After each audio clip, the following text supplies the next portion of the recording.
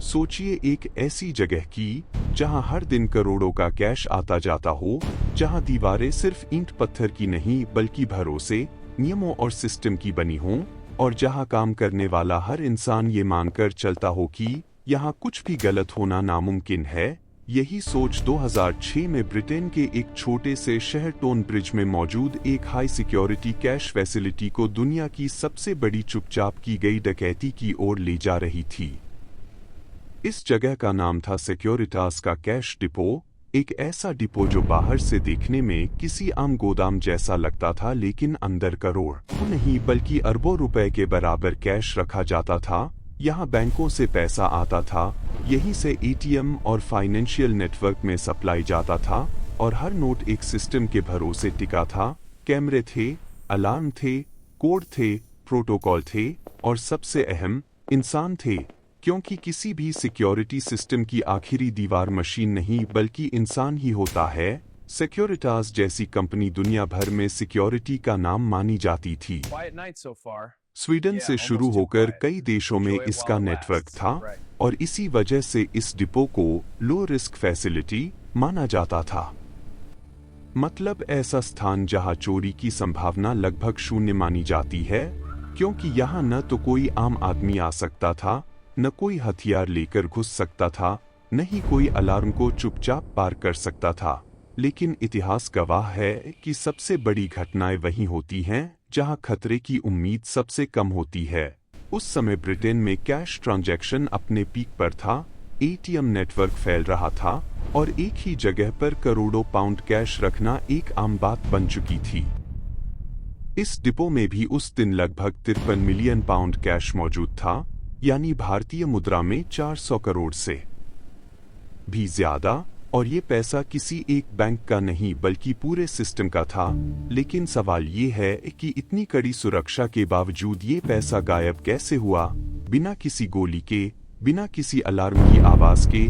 यह वीडियो एक वास्तविक घटना पर आधारित है। यह कहानी है भरोसे, धोखे और उस अंधेरे की जो अक्सर हमारे सबसे करीबी रिश्तों में छिपा होता है। यह उस रात की कहानी है जब एक साधारण परिवार की दुनिया हमेशा के लिए बदल गई। दिल्ली के बाहरी इलाके में बसा शांति विहार नाम की ही तरह यह एक शांत और सुरक्षित मोहल्ला माना जाता था। यहाँ रहने वाले शर्मा परिवार की भी यही सोच थी। रमेश शर्मा एक बैंक में मैनेजर अपनी पत्नी सुनीता और 2 बच्चों राहुल और प्रिया के साथ एक खुशहाल जिंदगी जी रहे थे। उनकी दुनिया छोटी थी लेकिन प्यार और विश्वास से भरी थी। उन्हें इस बात का जरा भी अंदाजा नहीं था कि उनकी इसी दुनिया पर किसी की गहरी और खतरनाक नजर है। वह 14 नवंबर की रात थी। बच्चों का जन्मदिन अभी कुछ ही दिन पहले मनाया गया था और घर में अब भी उत्सव का माहौल था। बाहर हल्की बूंदाबांदी हो रही थी और ठंडी हवा चल रही थी। ब्रेथ रात के करीब 9:30 बजे थे। बच्चे अपने कमरे में सो चुके थे और रमेश और सुनीता दिन भर की थकान के बाद लिविंग रूम में बैठकर टीवी देख रहे थे। घर में एक सुकून भरी खामोशी थी, जिसे सिर्फ टीवी की हल्की आवाज और बाहर हो रही बारिश की टिप टिप ही तो डच रही थी। तभी दरवाजे पर एक हल्की सी दस्तक हुई। इतनी रात को कौन हो सकता है? रमेश और सुनीता ने एक दूसरे की तरफ देखा। शायद कोई पडेढ़ हौसी होगा, किसी जरूरत से आया होगा। यही सोचकर रमेश दरवाजा खोलने के लिए उठे। उन्होंने दरवाजे में लगी जाली से बाहर झांका, पर अंधेरे और बारिश की वजह से कुछ साफ दिखाई नहीं दिया। कौन है? रमेश ने आवाज लगाई। बाहर से एक जानी पहचानी आवाज आई। रमेश भाई, मैं हूं विकास। विकास, रमेश का चचेरा भाई। ये नाम सुनकर रमेश की सारी चिंता दूर हो गई। विकास अक्सर बिना बताए आ जाता था। रमेश ने बिना कुछ और सोचे दरवाजा खोल दिया, और यही उनकी सबसे बड़ी गलती थी। दरवाजे पर सिर्फ विकास नहीं था, उसके साथ 2 और अजनबी थे जिनके चेहरे नकाब से ढके हुए थे। इससे पहले कि रमेश कुछ समझ पाते या चिल्ला पाते, तीनों जबरदस्ती घर के अंदर घुस आए। एक ने दरवाजा अंदर से बंद कर दिया और दूसरे ने रमेश के मुंह पर हाथ रखकर उन्हें दीवार से सटा दिया। ब्रेथ लिविंग रूम में बैठी सुनीता ने जब यह देखा तो उनकी चीख निकल गई, लेकिन अगले ही पल एक नकाबपोश ने उनके पास पहुंचकर उनके सिर पर पिस्तौल तान दी। चुप, एक भी आवाज निकाली तो तुम्हारे बच्चों के लिए अच्छा नहीं होगा। घर में जो सुकून और शांति का माहौल था, वह एक पल में खौफ और दहशत में बदल गया। विकास, जो अब तक चुपचाप खद्दा सब देख रहा था, आगे आया। उसके चेहरे पर अब कोई मुस्कुराहट नहीं थी, बल्कि एक अजीब सी ठंडक थी। रमेश भाई, मुझे माफ कर देना, लेकिन मुझे पैसों की सख्त जरूरत है। रमेश की आंखों में गुस्सा और हैरानी थी। विकास, तू ये सब क्या है? तुझे पैसे चाहिए थे तो मुझसे मांग लेता। मांगने से उतने नहीं मिलते जितने मुझे चाहिए, विकास ने कहा। अब जैसा हम कहते हैं वैसा करो और तुम सब सुरक्षित रहोगे। अगले डीयू घंटे शर्मा परिवार के लिए नरक से कम नहीं थे। विकास और उसके साथियों ने पूरे घर को तहस नहस कर दिया। उन्होंने अलमारियां तोड़ दी, लॉकर खाली किए और जो भी कीमती सामान मिला उसे बैग में भरना शुरू कर दिया। सुनीता लगातार रो रही थी और उनसे अपने बच्चों को कुछ न करने की भीख मांग रही थी। रमेश को उन्होंने एक कुर्सी से बांध दिया था। वह बेबसी से अपने घर को लुटते हुए और अपने परिवार को खौफ में जीते हुए देख रहे थे। उनका अपना भाई, उनका खून इस सब का कारण था। यह विश्वासघात उन्हें अंदर ही अंदर तोड़े जा रहा था।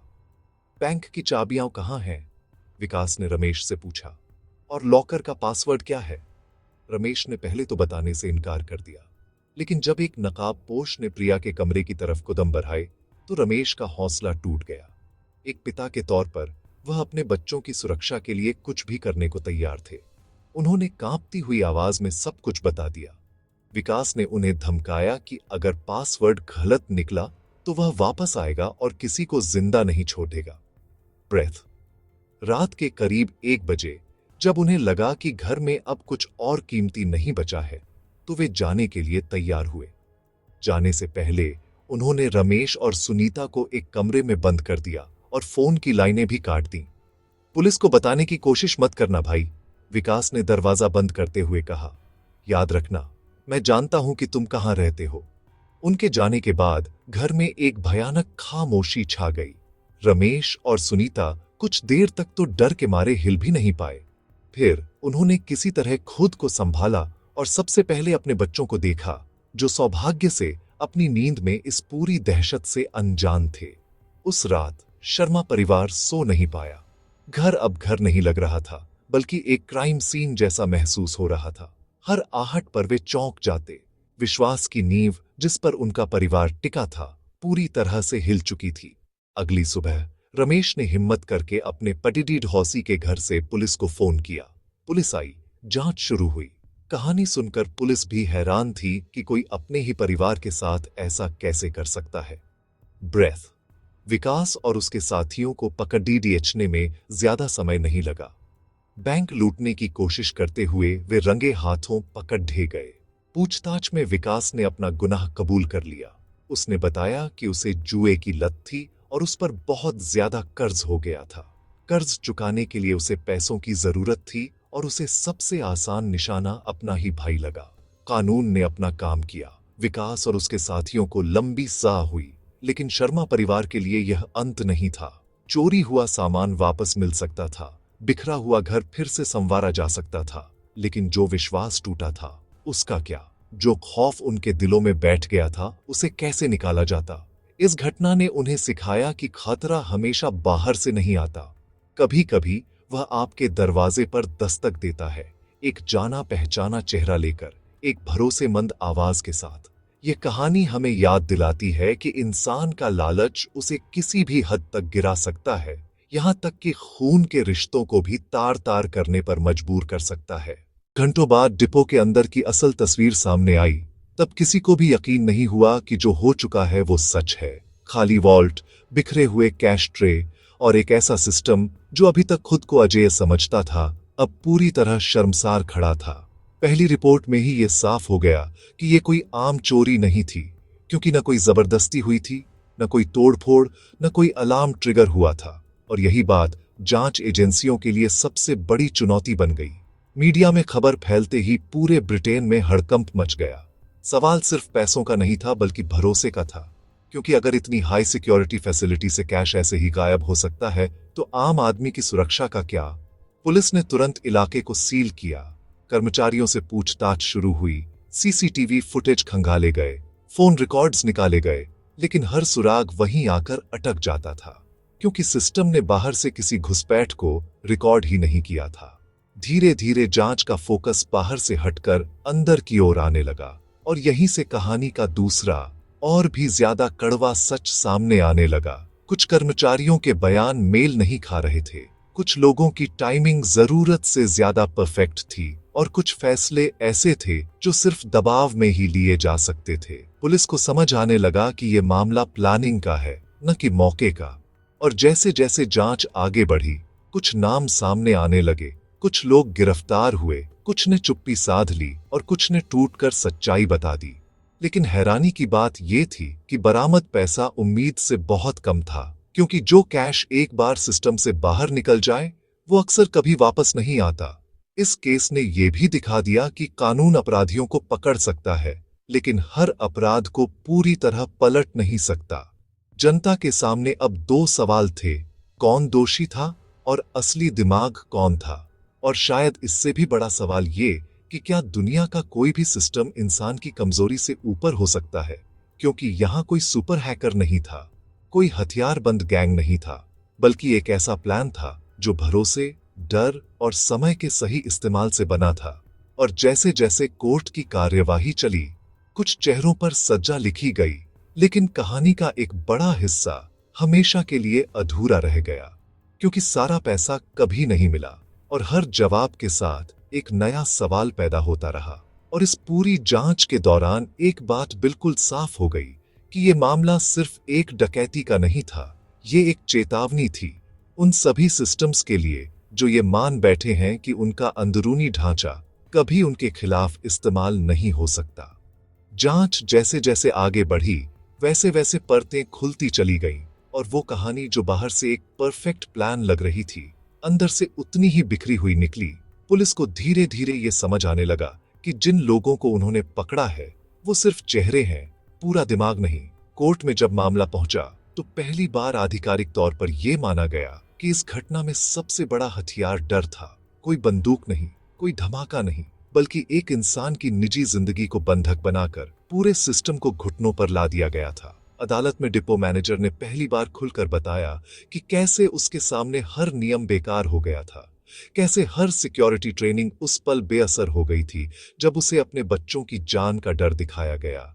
जज ने भी अपने फैसले में ये बात साफ कही कि यह मामला चोरी से ज्यादा जबरन करवाई गई भागीदारी का है, और यही वजह रही कि कुछ लोगों को सख्त सजा मिली तो कुछ को सहानुभूति। लेकिन इस सब के बीच सबसे बड़ा सवाल फिर भी अनुत्तरित रह गया, पैसा कहां गया?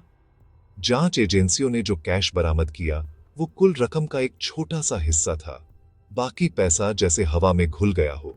और यही इस कहानी की सबसे डरावनी बात है, क्योंकि कानून अपराधियों को सलाखों के पीछे डाल सकता है, लेकिन गायब हुए पैसे को वापस लाना हमेशा उसके बस में नहीं होता। इस केस के बाद पूरे ब्रिटेन में कैश हैंडलिंग सिस्टम की समीक्षा हुई, नए नियम बने, अंदरूनी भरोसे पर सवाल उठाए गए और हर उस जगह पर अलार्म से ज्यादा इंसानी फैक्टर पर ध्यान दिया जाने लगा। लेकिन सच ये है कि हर नया सिस्टम अपने साथ नई कमजोरियां भी लाता है, और इस डकैती ने सिर्फ एक डिपो को नहीं बल्कि पूरी दुनिया को यह दिखा दिया कि सबसे खतरनाक अपराध वही होता है जो शोर नहीं करता, जो नियम नहीं तोड़ता बल्कि उनका इस्तेमाल करता है, और जो बाहर से नहीं बल्कि अंदर से आता है।